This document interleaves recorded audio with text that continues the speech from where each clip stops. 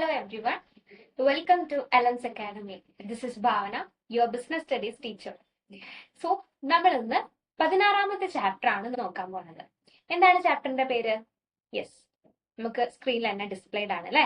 Coordination and controlling. അപ്പോൾ coordination എന്ന് പറഞ്ഞിട്ടുള്ള ഒരു ടോപ്പിക്കും കൺട്രോളിംഗ് എന്ന് പറഞ്ഞിട്ടുള്ള ഒരു ടോപ്പിക്കും ആണ് നമ്മൾ ഈ ചാപ്റ്ററിൽ പഠിക്കുന്നത്. വളരെ സിമ്പിൾ ആണ്, നിങ്ങൾക്ക് പെട്ടെന്ന് മനസ്സിലാക്കാൻ പറ്റുന്നതും പെട്ടെന്ന് നമുക്ക് പഠിക്കാൻ പറ്റുന്നതും ഒരു എളുപ്പമുള്ള ഒരു ചാപ്റ്റർ ആണ് കോർഡിനേഷനും കൺട്രോളിങ്ങും. ഓക്കെ, അപ്പൊ രണ്ട് ടേംസ് ആണത്, രണ്ടും എൻറ്റയർലി ഡിഫറെന്റ് ആണ്, പക്ഷെ എവിടേക്കോ ഇത് കണക്റ്റഡ് ആണ്. അപ്പൊ ആദ്യം നമുക്ക് എന്താണ് കോർഡിനേഷൻ എന്ന് നോക്കാം. ഓക്കെ, സോ നിങ്ങൾ ഈ മാർച്ച് പാസ്റ്റ് ഒക്കെ കണ്ടിട്ടുണ്ടാവുമല്ലോ. അപ്പൊ നമ്മൾ സ്കൂൾസിലൊക്കെ പഠിക്കുന്ന സമയത്ത് സ്പോർട്സ് ഡേ ഒക്കെ വരുന്ന സമയത്ത് മാർച്ച് പാസ്റ്റ് ഒക്കെ ഉണ്ടാവും. ഇനിയിപ്പോ സ്കൂളിലല്ലെങ്കിൽ പോലും നിങ്ങൾ ടി വിയിലൊക്കെ കണ്ടിട്ടുണ്ടാവും മാർച്ച് പാസ്റ്റ് അല്ലെ. അപ്പൊ എങ്ങനെയാണ് ഈ മാർച്ച് പാസ്റ്റിന്റെ ഒരു രീതി? കറക്റ്റ് അവർ ഒരു ലൈനിൽ നിന്നിട്ട് ലെഫ്റ്റ് റൈറ്റ് എന്ന് പറയുമ്പോൾ ലെഫ്റ്റ് ലെഗും റൈറ്റ് എന്ന് പറയുമ്പോൾ റൈറ്റ് ലെഗും ആണ് അവർ പൊക്കുന്നത്. അപ്പൊ വളരെ ഒരു കോർഡിനേറ്റഡ് ആയിട്ടാണ് അത് പോകുന്നത്. അപ്പൊ എന്തുകൊണ്ടാണ് ഇതിന് പിന്നിൽ ഒത്തിരി ദിവസത്തെ പ്രാക്ടീസ് ഉണ്ടാവും അല്ലെ. അല്ലാണ്ട് പെട്ടെന്ന് ഒരു ദിവസം നമ്മൾ എല്ലാവരും കൂടി കുട്ടികളെ വെച്ചിട്ട് നമ്മൾ ചെയ്യുകയാണോ? അല്ല, ഒരുപാട് ദിവസത്തെ പ്രാക്ടീസിന് ശേഷമാണ് അവരെ ആ ഒരു രീതിയിൽ എത്തിക്കുന്നത്. അപ്പൊ ഇവിടെ നമുക്ക് കാണാൻ പറ്റുന്നത് ഒരു കോർഡിനേഷൻ ആണ്. നമ്മൾ ഡാൻസ് പ്രോഗ്രാംസ് ഒക്കെ കാണുമ്പോൾ പറയില്ലേ, ആ ടീം നല്ല കോർഡിനേറ്റഡ് ആണ് എന്ന്. അപ്പൊ നമ്മൾ ഡേ ടു ഡേ ലൈഫിൽ യൂസ് ചെയ്യുന്ന ഒരു വേർഡ് ആണ് കോർഡിനേഷൻ. അപ്പൊ മാനേജ്മെന്റിൽ എന്താണ് കോർഡിനേഷൻ എന്നാണ് നമ്മൾ നോക്കുന്നത്. മാനേജ്മെന്റിനെ മുഴുവൻ ഒരു ചെങ്ങലയിൽ കെട്ടുന്ന, അങ്ങനെ കണ്ണി പോലെ കണക്ട് ചെയ്യുന്ന ഒരാളാണ് കോർഡിനേഷൻ. ഇപ്പൊ നമ്മൾ പറയില്ലേ, ഒത്തിരി മുത്തുകളുണ്ട് മാനേജ്മെന്റിൽ എന്ന് വിചാരിക്കുക. ഈ മുത്തുകളെല്ലാം നമ്മൾ ഒരു മാലയിൽ കോർക്കുകയാണ്. ആ നൂലാണ് കോർഡിനേഷൻ. എല്ലാവരും ഒന്നിച്ച് കൊണ്ടുപോകുന്ന ഒരു വ്യക്തി അല്ലെങ്കിൽ ഒരു സംഭവമാണ് കോർഡിനേഷൻ. ഓക്കെ, സോ നമുക്ക് ഒന്നും കൂടി ഡീറ്റെയിൽ ആയിട്ട് കോർഡിനേഷനിലേക്ക് വരാം. എന്താണ് കോർഡിനേഷൻ മീനിങ് നോക്കി നോക്കാം. അപ്പൊ കോർഡിനേഷനിൽ നമുക്ക് മെയിൻ ആയിട്ട് പഠിക്കാനുള്ളത് ഇതിന്റെ കോൺസെപ്റ്റും മീനിങ്ങും ഇതിന്റെ സിഗ്നിഫിക്കൻസും എന്താണെന്നുള്ളതാണ്. Okay, so coordination is the process of synchronizing the actions of various departments to ensure action unity. അതായത് നമുക്കൊരു യൂണിറ്റിക്ക് വേണ്ടിയിട്ട് നമ്മുടെ ഓർഗനൈസേഷനിൽ യൂണിറ്റ് ഇല്ലെങ്കിൽ എന്തായിരിക്കും അതിന്റെ അവസ്ഥ? എപ്പോഴും കോൺഫ്ലിക്റ്റ് ഉണ്ടാവും അല്ലെ. അതായത് കച്ചറ ഉണ്ടാവും. അതുപോലെ ഓരോരോ ഡിപ്പാർട്ട്മെന്റ്സ് തമ്മിൽ പ്രശ്നങ്ങൾ ഉണ്ടാവും. അപ്പം ഇങ്ങനെ ഒരു പ്രശ്നം എപ്പോഴും നിലനിൽക്കുമ്പോൾ എങ്ങനെയാണ് ആ ഒരു ഓർഗനൈസേഷനിൽ പ്രോപ്പർ ആയിട്ട് ബിസിനസ് നടത്താൻ പറ്റുക? നിങ്ങളൊന്ന് ചിന്തിച്ചു നോക്കിക്കേ. ഒരിക്കലും പറ്റില്ല. So in the absence of coordination, അതായത് കോർഡിനേഷൻ ഇല്ലാത്ത ഒരു അവസ്ഥ വരുമ്പോൾ ഇങ്ങനെ പല പ്രശ്നങ്ങളും വരാൻ ചാൻസ് ഉണ്ട്. അതായത് മാനേജേഴ്സ് തമ്മിൽ ഒരു കമ്മ്യൂണിക്കേഷൻ ഇല്ലാണ്ട് നിൽക്കുക, വർക്കേഴ്സ് ഡിഫറെന്റ് ഡിപ്പാർട്ട്മെന്റ്സിലെ വർക്കേഴ്സ് തമ്മിൽ അടി ഉണ്ടാവുക, കോൺഫ്ലിക്റ്റ് ഉണ്ടാവുക, ഒട്ടും അവർ പണിക്ക് വരാതെ നിൽക്കുക, ഇങ്ങനെ കുറെ പ്രശ്നങ്ങൾ ഉണ്ടാവാൻ ചാൻസ് ഉണ്ട്. സോ കോർഡിനേഷൻ ഉള്ളത് കൊണ്ടാണ് എല്ലാ ഡിപ്പാർട്ട്മെന്റിനെയും, ഇപ്പൊ നമുക്കറിയാം നമ്മളുടെ ഓർഗനൈസേഷനിൽ വേരിയസ് ഡിപ്പാർട്ട്മെന്റ്സ് ഉണ്ട്. Sales department, production department, purchases department, marketing department, human resource department, അങ്ങനെ ഒത്തിരി ഡിപ്പാർട്ട്മെന്റ്സ് ഉണ്ട്. ഇതിനെല്ലാം നമ്മൾ എന്ത് ചെയ്യണം? സിൻക്രണൈസ് ചെയ്ത് കൊണ്ടുപോകണം. എന്നിട്ട് വൺ എന്നുള്ള രീതിയിൽ കൊണ്ടുപോകുന്നതാണ് കോർഡിനേഷൻ. അപ്പൊ കോർഡിനേഷൻ ശരിക്കും ഒരു ത്രെഡാണ്, റണ്ണിങ് ത്രൂ ഓൾ ആക്ടിവിറ്റീസ്, എല്ലാ ആക്ടിവിറ്റീസിലൂടെയും പോകുന്ന ഒരു ത്രെഡ്. അതാണ് ഞാൻ നേരത്തെ പറഞ്ഞത്, ഒരു മുത്തുമാലയിലെ പല പല മുത്തുകളായിട്ട് നിങ്ങൾ ഈ ഡിപ്പാർട്ട്മെന്റ്സിനെ കാണാം. ഈ ഒരു മാലയുടെ ആ ഒരു ത്രെഡാണ്, ആ ഒരു നൂലാണ് എന്ത്? കോർഡിനേഷൻ. ഇവരെല്ലാം കോർക്കുന്ന ഒരു നൂലാണ് കോർഡിനേഷൻ. നമ്മളുടെ ഓപ്പറേഷൻസ്, അതായത് ഓർഗനൈസേഷനിലെ ഓപ്പറേഷൻസ് വളരെ സ്മൂത്ത് ആയിട്ട്, വളരെ ഒരു പ്രശ്നങ്ങളും ഇല്ലാണ്ട് എഫിഷ്യന്റും അതുപോലെ ഇഫക്റ്റീവ് ആയിട്ട് കൊണ്ടുപോകാൻ വേണ്ടിയിട്ട് കോർഡിനേഷൻ സഹായിക്കുന്നുണ്ട്. So coordination may be defined as the process of bringing together numerous activities carried out in a organization to achieve organizational goal. നമുക്കറിയാം, നമ്മൾ ഒരു ഓർഗനൈസേഷൻ മുന്നോട്ട് കൊണ്ടുവന്നത് ഒരു ഗോൾ അച്ചീവ് ചെയ്യാനാണ്. നമ്മളുടെ ഗോൾ എന്താണ്? പ്രോഫിറ്റ് മാക്സിമൈസേഷൻ ആണ് നമ്മളുടെ ഗോൾ എന്ന് പറയുന്നത്. സോ ഈ ഗോളിലേക്ക് എത്താൻ വേണ്ടിയിട്ട് ഒത്തിരി ആക്ടിവിറ്റീസ്, ന്യൂമറസ് ആക്ടിവിറ്റീസ് നമ്മളുടെ മുന്നിലുണ്ടാവും. ഈ എല്ലാ ആക്ടിവിറ്റീസിനെയും ഒരുപോലെ കൊണ്ടുപോവുക, അതായത് ഒരു കോൺഫ്ലിക്റ്റുകളോ അല്ലെങ്കിൽ ഒരു ഡിസ്ട്രപ്ഷനോ ഒന്നുമില്ലാതെ ഒരുപോലെ കൊണ്ടുപോവാൻ അവിടെ ആർക്കേ പറ്റുള്ളൂ? കോർഡിനേഷന് മാത്രമേ പറ്റുള്ളൂ. So it is the process of bringing together numerous activities carried out in an organization to achieve organizational goals. Simple അല്ലേ? സോ ഇതാണ് കോർഡിനേഷന്റെ കോൺസെപ്റ്റ് എന്ന് പറയുന്നത്. ഓക്കെ, ഇനി കോർഡിനേഷനെ ഞാനൊരു പ്രാക്ടിക്കൽ എക്സാമ്പിളിലൂടെ നിങ്ങൾക്ക് പറഞ്ഞു തരാം. അപ്പൊ ഞാൻ നേരത്തെ പറഞ്ഞത് നമ്മുടെ ഡേ ടു ഡേ ലൈഫിൽ നമ്മൾ കണ്ടുവരുന്ന ഒരു എക്സാമ്പിൾ ആണ്. എന്ത്? ഈ മാർച്ച് പാസ്റ്റിന്റെ കാര്യമൊക്കെ ഒരേപോലെ ഇവര് മാർച്ച് പാസ്റ്റ് ചെയ്തു പോകുന്നത്, ഒരു ഗ്രൂപ്പ് ഒരു ഡാൻസ് ചെയ്യുമ്പോൾ ഒരേപോലെ കോർഡിനേറ്റഡ് ആയിട്ട് ചെയ്യുന്നതൊക്കെ നമ്മൾ ഡേ ടു ഡേ ലൈഫിൽ കാണുന്ന എക്സാമ്പിൾസ് ആണ്. ഇനി ഒരു ഓർഗനൈസേഷന്റെ പെർസ്പെക്റ്റീവിൽ നോക്കുമ്പോൾ എന്താണ് കോർഡിനേഷന്റെ കുറച്ച് നല്ലൊരു പെർഫെക്റ്റ് എക്സാമ്പിൾ ഇവിടെ പറയുന്നുണ്ട്. നിങ്ങളൊരു 3 ഡിപ്പാർട്ട്മെന്റ് മനസ്സിൽ കാണണം. Sales department, production department and purchases department. Okay, 3 department ഉണ്ടെന്ന് വിചാരിക്കാം. അപ്പം സെയിൽസ് ഡിപ്പാർട്ട്മെന്റ് എന്താണ് ചെയ്യുന്നത് നമുക്കറിയാലോ അല്ലെ? വിൽപ്പനയായിരിക്കും അവർക്ക് വരിക. അപ്പൊ വിൽപ്പനയുമായിട്ട് ബന്ധപ്പെട്ട കാര്യങ്ങളായിരിക്കും ഇവർക്ക് ഏറ്റവും കൂടുതൽ വരുന്നുണ്ടാവുക, എൻക്വയറീസ് ഒക്കെ ആയിരിക്കും വരുന്നുണ്ടാവുക. അങ്ങനെ ഇരിക്കെ ഇവർക്ക് ഒരു 1000 ഗാർമെന്റ്സ്, ഇപ്പൊ ടെക്സ്റ്റൈൽ ആണെങ്കിൽ നമ്മുടെ ഓർഗനൈസേഷൻ ഒരു ടെക്സ്റ്റൈൽ ആണ് നടത്തുന്നത്. അപ്പൊ നമുക്കൊരു 1000 ക്ലോത്ത്സ് റിസീവ് ചെയ്യും, ഒരു ഓർഡർ കിട്ടി, റിസീവ് ചെയ്യാനുള്ള ഒരു ഓർഡർ കിട്ടി, അത് സപ്ലൈ ചെയ്യണം. അതായത് ഏതെങ്കിലും ഒരു പെർട്ടിക്കുലർ ടെക്സ്റ്റൈൽസിന് അല്ലെങ്കിൽ പെർട്ടിക്കുലർ സ്ഥാപനത്തിന് വേണ്ടിയിട്ട് നമ്മളൊരു 1000 ഗാർമെന്റ്സ് എന്ത് ചെയ്യണം? സപ്ലൈ ചെയ്യണം. വിത്തിൻ 1 month, ഒരു മാസമാണ് നമുക്ക് തന്നിരിക്കുന്ന സമയം. നമ്മൾ മാത്രം വിചാരിച്ചാൽ മതിയോ ഈ 1000 ഗാർമെന്റ്സ് അല്ലെ 1000 ക്ലോത്ത്സ്, സാരി ആയിക്കോട്ടെ, ഈ 1000 സാരി ആ പെർട്ടിക്കുലർ പേഴ്സണ് ഒരു മാസം കൊണ്ട് എത്തിക്കാൻ നമ്മൾ സെയിൽസ് ഡിപ്പാർട്ട്മെന്റ് മാത്രം വിചാരിച്ചാൽ മതിയോ? പറ്റില്ല അല്ലെ? അവിടെ നമ്മൾ നേരെ ആർക്ക് ഇൻഫർമേഷൻ കൊടുക്കും? പ്രൊഡക്ഷൻ ഡിപ്പാർട്ട്മെന്റിന്. കാരണം എന്താണ്? സാരി പ്രൊഡ്യൂസ് ചെയ്യുന്നത് ആരാണ്? യെസ്, സാരി പ്രൊഡ്യൂസ് ചെയ്യണമെങ്കിൽ പ്രൊഡക്ഷൻ ഡിപ്പാർട്ട്മെന്റ് വേണം അല്ലെ? അപ്പൊ നമ്മൾ മസ്റ്റ് ആയിട്ടും ഈ പ്ലാൻ നമ്മൾ ആർക്ക് കൊടുക്കും? 1000 യൂണിറ്റ്സ് ഒരു ടൈം ഫ്രെയിമും വെച്ച് കൊടുക്കും. നമുക്ക് 1 month ആണ്. അപ്പൊ അവരോട് നമ്മൾ പറയും ഒരു 25 ദിവസം, മാക്സിമം പോയാൽ ഒരു 28 ദിവസത്തിനുള്ളിൽ നിങ്ങൾക്കത് കിട്ടണം എന്ന് പറഞ്ഞിട്ട് പ്രൊഡക്ഷൻ ഡിപ്പാർട്ട്മെന്റിനോട് പറയും. പ്രൊഡക്ഷൻ ഡിപ്പാർട്ട്മെന്റ് മാത്രം വിചാരിച്ചാൽ മതിയോ? സാരി എന്ന് പറയുമ്പോൾ ഡിഫറെന്റ് ടൈപ്സ് ഓഫ് സാരീസ് ഉണ്ട് അല്ലെ? പട്ട് സാരി, കോട്ടൺ സാരി. അപ്പൊ ഇതിന്റെയൊക്കെ റോ മെറ്റീരിയൽസ് കളക്ട് ചെയ്യണ്ടേ? ഇപ്പൊ കോട്ടൺ ആണെങ്കിൽ കോട്ടൺ, സിൽക്ക് ആണെങ്കിൽ സിൽക്ക് വേണ്ടി വരും, ജൂട്ട് ആണെങ്കിൽ ജൂട്ട് വേണ്ടി വരും. ഇപ്പൊ പട്ടാണെങ്കിൽ പട്ട് സാരിന്റെ എന്തൊക്കെയാണോ അതിന്റെ വേറെ കുറച്ച് കാര്യങ്ങൾ, എന്താണ് വേറെ മെറ്റീരിയൽസ് ഒക്കെ വേണമെങ്കിൽ അത് വേണ്ടി വരും. ഡിഫറെന്റ് ടൈപ്സ് ഓഫ് മെറ്റീരിയൽസ് ഉണ്ട് മാർക്കറ്റിൽ. സോ ഇതാരാ ചെയ്യാ? ഇത് പ്രൊഡക്ഷന്റെ പണിയാണോ? അല്ല, ഇത് ചെയ്യേണ്ടത് പർച്ചേസ് ഡിപ്പാർട്ട്മെന്റ് ആണ്.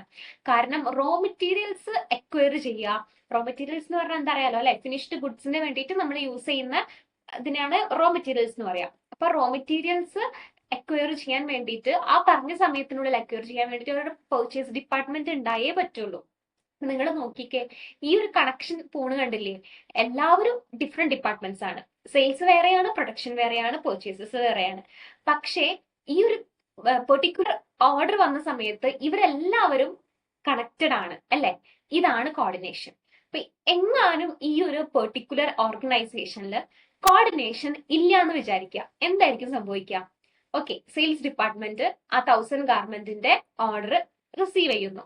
പ്രൊഡക്ഷനോട് ഇത് വിളിച്ചു പറയുന്നു. പ്രൊഡക്ഷൻ പറയും, ഇല്ല ഞങ്ങൾക്ക് പറ്റില്ല, ഞങ്ങൾക്ക് വേറെ പണിയുണ്ട്, ഇതേപോലെ വേറൊരു ഓർഡർ വന്നിട്ടുണ്ട്, അത് ചെയ്തിട്ടേ ഇത് പറ്റുള്ളൂ എന്നൊക്കെ പറയുകയാണെങ്കിൽ എന്ത് സംഭവിക്കും? നമ്മൾ അവിടെ ഓർഡർ കൊടുത്തും പോയി, ഇവരത് ചെയ്യുന്നില്ല, because of lack of coordination. പക്ഷെ അവിടെ കോർഡിനേഷൻ ഉണ്ടെങ്കിൽ നമുക്ക് ആ പ്രോപ്പർ ടൈമിനുള്ളിൽ ആളുകളെ കുറച്ചും കൂടി ലേബേഴ്സിനൊക്കെ വെച്ചിട്ട് നമുക്ക് ആ പ്രൊഡക്ഷൻ ചെയ്യാൻ പറ്റും. അറ്റ് സെയിം ടൈം പർച്ചേസസിനോട് കാര്യം പറയുമ്പോൾ അവരും സമയത്തിനുള്ളിൽ റോ മെറ്റീരിയൽസ് എത്തിച്ച് തന്നാൽ നമുക്ക് പെട്ടെന്ന് സുഖമായിട്ട് ചെയ്തിട്ട് വിത്തിൻ 1 monthനുള്ളിൽ തന്നെ 1000 സാരീസ് അല്ലെങ്കിൽ 1000 ഗാർമെന്റ്സ് ആ പെർട്ടിക്കുലർ പേഴ്സണ് എത്തിച്ചു കൊടുക്കാൻ പറ്റും. ഇപ്പൊ മനസ്സിലായില്ലേ? നമ്മൾ ഡിപ്പാർട്ട്മെന്റ് വേരിയസ് ഡിപ്പാർട്ട്മെന്റ് നമ്മുടെ ഓർഗനൈസേഷനിലുണ്ട്. ഈ വേരിയസ് ഡിപ്പാർട്ട്മെന്റിനെ എല്ലാം ഒന്നിച്ചു ചേർക്കുന്ന ഒരു കണ്ണിയാണ് ആര്? കോർഡിനേഷൻ എന്ന് പറയുന്നത്. സോ വിത്തൗട്ട് പ്രോപ്പർ കോർഡിനേഷൻ എന്താ സംഭവിക്കുക? ഈ ഡിപ്പാർട്ട്മെന്റിനിടയിൽ കോർഡിനേഷൻ ഇല്ലെങ്കിൽ എന്ത് സംഭവിക്കും? The organisation cannot meet its target അല്ലെ? ആ 1000 യൂണിറ്റ് എത്തിക്കുക എന്നുള്ള ടാർഗറ്റ് ഒരിക്കലും ഓർഗനൈസേഷന് ചെയ്യാൻ പറ്റിയില്ലെങ്കിൽ എന്താ സംഭവിക്കുക? ഓർഗനൈസേഷൻ ലോസിലേക്ക് പോകും, അതിന്റെ റെപ്യൂട്ടേഷൻ കുറയും, ഗുഡ് വില്ല് കുറയും, പിന്നെ ആരും അവിടെ സാധനം വാങ്ങില്ല അല്ലെ? സോ ഇതിനൊക്കെ വേണ്ടിയിട്ടാണ് എന്തുള്ളത്? കോർഡിനേഷൻ. അപ്പൊ നിങ്ങൾക്ക് മനസ്സിലായിട്ടുണ്ടാവുമല്ലോ എത്രത്തോളം ഇമ്പോർട്ടന്റ് ആണ് കോർഡിനേഷൻ ഒരു ഓർഗനൈസേഷനിൽ നിന്ന് അല്ലെ? നമ്മൾ എന്തൊരു ഗ്രൂപ്പായിട്ട് നമ്മളൊരു കാര്യം ചെയ്യുമ്പോഴും കോർഡിനേഷൻ ഇല്ലെങ്കിൽ ഇത് ഭയങ്കര പ്രശ്നമാണ്. ഇപ്പൊ നമ്മളെ ക്ലാസ് റൂമിലാണെങ്കിലും ഫാമിലിയിലാണെങ്കിലും coordination is a essential thing. അപ്പൊ നമുക്ക് എന്ത് പറയാം? ഈ എസെൻഷ്യൽ എന്ന് പറഞ്ഞ വേർഡ് തന്നെ ഞാൻ പറയാണ്. നമ്മൾ മാനേജ്മെന്റ് ഫങ്ഷൻസ് നമ്മൾ പഠിച്ചിരുന്നു, പോസ്റ്റ് DC എന്ന് പറഞ്ഞിട്ട് planning, organising, staffing, directing and controlling. ഈ പോസ്റ്റ് ഡി സിയിലൊക്കെ ഒന്നിച്ചു കൊണ്ടുവന്ന ഒരാളാണ് ആര്? Coordination. So we can say very in A simple sentence that coordination is the essence of management.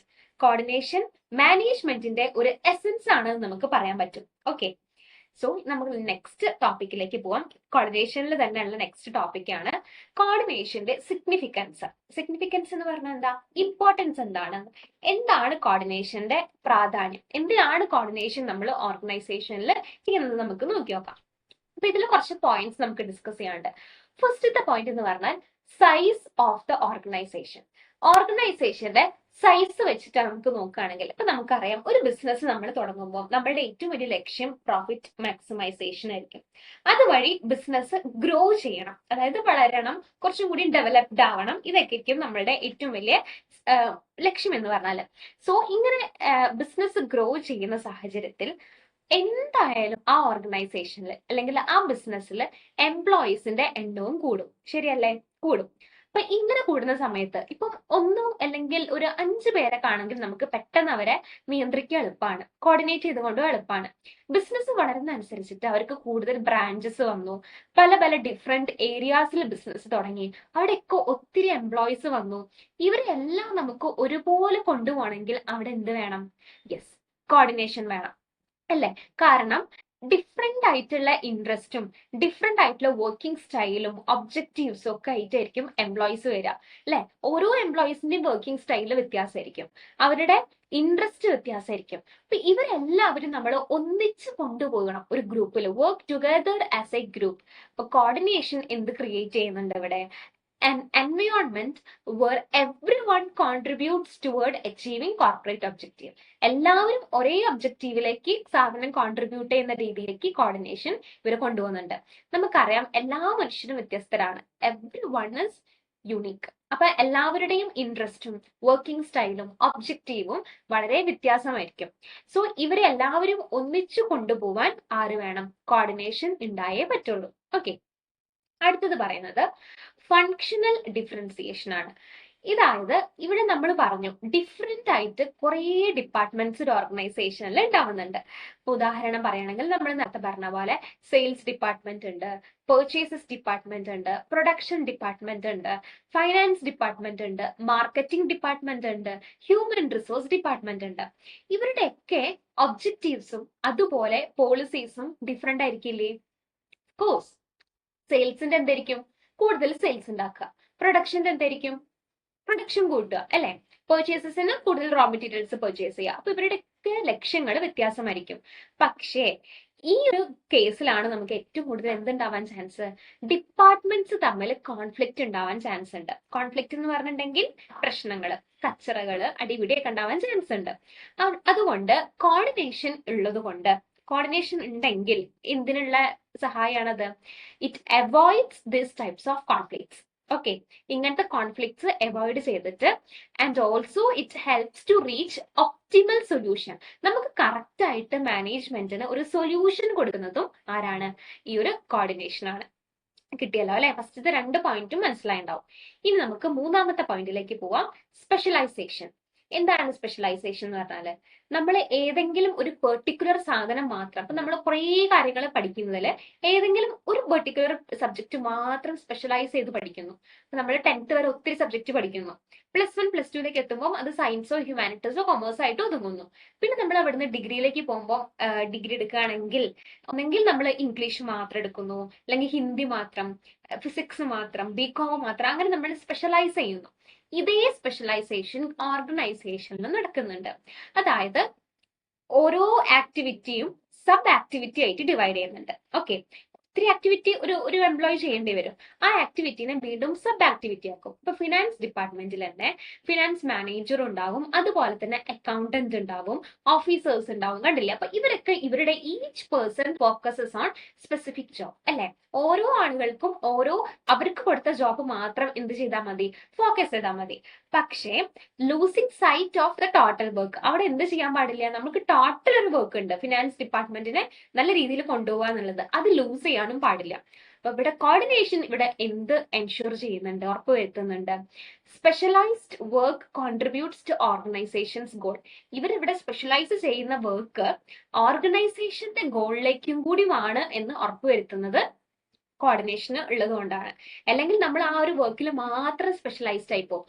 അതുവഴി ഓർഗനൈസേഷണൽ ഗോളും കൂടി അച്ചീവ് ചെയ്യുന്നുണ്ട് എന്നുള്ളത് ഇവിടെ വളരെയധികം എൻഷുർ ചെയ്യാൻ ആര് സഹായിക്കുന്നുണ്ട്? കോർഡിനേഷൻ സഹായിക്കുന്നുണ്ട്. സോ ഇത് മൂന്നും സിഗ്നിഫിക്കൻസ് ആണ് കോർഡിനേഷന്റെ: size of the organisation, functional differentiation and specialisation. Okay, അടുത്തത് ഞാൻ നേരത്തെ പറഞ്ഞ ഒരു മെയിൻ പോയിന്റ് തന്നെയായിരുന്നു. ഓർക്കുന്നുണ്ടോ നിങ്ങൾ? കോർഡിനേഷൻ എന്ന് പറയുന്നത് മാനേജ്മെന്റിന്റെ എസെൻസ് ആണെന്ന് പറയുന്നു. സോ നമുക്കറിയാം എസെൻസ് എന്ന് പറയുമ്പോൾ എന്താണ്? കാരണം ഇവിടെ എല്ലാ ആക്ടിവിറ്റീസിനെയും, എവറി ആക്ടിവിറ്റീസ്, എല്ലാ ഡിപ്പാർട്ട്മെന്റിന്റെ ആക്ടിവിറ്റീസിനെയും എന്ത് ചെയ്യുന്നുണ്ട്? ഹാർമോണൈസ് ചെയ്ത് കൊണ്ടുപോകുന്നുണ്ട്. അതായത് ഒരുപോലെ ഒരു ഒരു ഒരു കണ്ണീര് ഇങ്ങനെ കോർത്ത് കൊണ്ടുപോകുന്നുണ്ട്. ആ കണ്ണി പൊട്ടിക്കാതെ കൊണ്ടുപോകുന്ന ഒരാളാണ് കോർഡിനേഷൻ. അപ്പൊ ചില്ലറ പണിയൊന്നല്ല അത്, എല്ലാവരും ഒരേപോലെ കൊണ്ടുപോകാന്നുള്ളത്. കാരണം പലർക്കും പല രീതിയിലുള്ള ഒബ്ജക്റ്റീവ്സ് ആയിരിക്കും, പല രീതിയിലുള്ള പ്രശ്നങ്ങളായിരിക്കും, എപ്പോ വേണമെങ്കിലും കോൺഫ്ലിക്റ്റ് ഉണ്ടാവാൻ ചാൻസ് ഉണ്ട്. അപ്പൊ ഇതിനൊക്കെ സൊല്യൂഷൻ കണ്ടെത്തിയിട്ട് ഇതിനെല്ലാം ഒരുപോലെ കൊണ്ടുപോകാന്ന് പറഞ്ഞാൽ that is a big thing അല്ലേ? സോ ലൈക്ക് ഈ കണ്ടക്ടർ ലീഡിങ് എ ഓർക്കസ്ട്ര, കണ്ടിട്ടില്ലേ നിങ്ങൾ? ഓർക്കസ്ട്രയിൽ ഇങ്ങനെ ഒരു കണ്ടക്ടർ ഇങ്ങനെ ഒരു കൈ വെച്ചിട്ട് ഇങ്ങനെ ലീഡ് ചെയ്യുന്നില്ലേ? അതുപോലെ കോർഡിനേഷൻ എന്ത് ചെയ്യുന്നുണ്ട്? എല്ലാ ഡിപ്പാർട്ട്മെന്റിനെയും എല്ലാ ഇൻഡിവിജ്വൽ വർക്കിനെയും ഒരുപോലെ കൊണ്ടുപോകാൻ സഹായിക്കുന്നുണ്ട്. ഓക്കെ, സോ ഇതുകൊണ്ടാണ് കോർഡിനേഷന് മാനേജ്മെന്റിന്റെ എസെൻസ് എന്ന് പറയാൻ കാരണം. ഇമ്പോർട്ടന്റ് ആണ്. ഇപ്പൊ നമ്മൾ വൺ വേർഡ് ഒക്കെ ചോദിക്കും, coordination is the dash of management എന്ന്. അപ്പൊ എന്താ പറയണ്ടേ? Coordination is the essence of management തന്നെ നിങ്ങൾ എഴുതി വെക്കണം. ഓക്കെ, ഇനി നമ്മൾ രണ്ടാമത്തെ കോൺസെപ്റ്റിലേക്കാണ് പോകുന്നത്. അപ്പൊ നമ്മൾ ഇതിൽ ഈ ചാപ്റ്ററിൽ ഞാൻ തുടക്കത്തിലേ പറഞ്ഞിരുന്നു, രണ്ടെണ്ണാണ് നമുക്ക് ഇതിൽ പഠിക്കാനുള്ളത്: കോർഡിനേഷനും അതുപോലെ കൺട്രോളിങ്ങും. കോർഡിനേഷൻ എന്താണെന്ന് നിങ്ങൾക്ക് മനസ്സിലായി. കോർഡിനേഷൻ ഫസ്റ്റ് നിങ്ങൾ മനസ്സിലേക്ക് വരേണ്ടത് എസെൻസ് ആണ് എന്നുള്ളതാണ്. ഇനി എന്താണ് കൺട്രോളിംഗ് എന്നാണ് നമ്മൾ നോക്കണത്. ഓക്കെ, സോ കൺട്രോളിംഗിലേക്ക് പോകുന്നതിന് മുന്നേ ഞാൻ ഒന്നും കൂടി മാനേജ്മെന്റ് ഫംഗ്ഷൻസ് നിങ്ങളെ ഓർമ്മപ്പെടുത്തുകയാണ്. എന്തൊക്കെയായിരുന്നു നമ്മൾ പഠിച്ച മാനേജ്മെന്റ് ഫംഗ്ഷൻസ്? പോസ്റ്റ് DC എന്ന് പറഞ്ഞ പേരിലായിരുന്നു നമ്മൾ പഠിച്ചത് അല്ലെ? പ്ലാനിങ് പഠിച്ചു, ഓർഗനൈസിങ് പഠിച്ചു, സ്റ്റാഫിങ് പഠിച്ചു, ഡയറക്റ്റിംഗ് പഠിച്ചു. ഇനി നമ്മൾ പഠിക്കാൻ പോകുന്നതാണ് അവസാനത്തെ പോസ്റ്റ് DCന്റെ C ആയിട്ടുള്ള കൺട്രോളിങ്. ഓക്കെ, അപ്പൊ എന്താണ് കൺട്രോളിങ്? അപ്പൊ നമ്മുടെ ജീവിതത്തിലും നമ്മൾ കേട്ടിട്ടുണ്ടാവും, കൺട്രോൾ ചെയ്യണം, ഫുഡ് കൺട്രോൾ ചെയ്യണം അല്ലെ? അങ്ങനെയൊക്കെ ഓരോ കൺട്രോളിംഗ് എന്ന് പറഞ്ഞ സംഭവം ഉണ്ടാവും.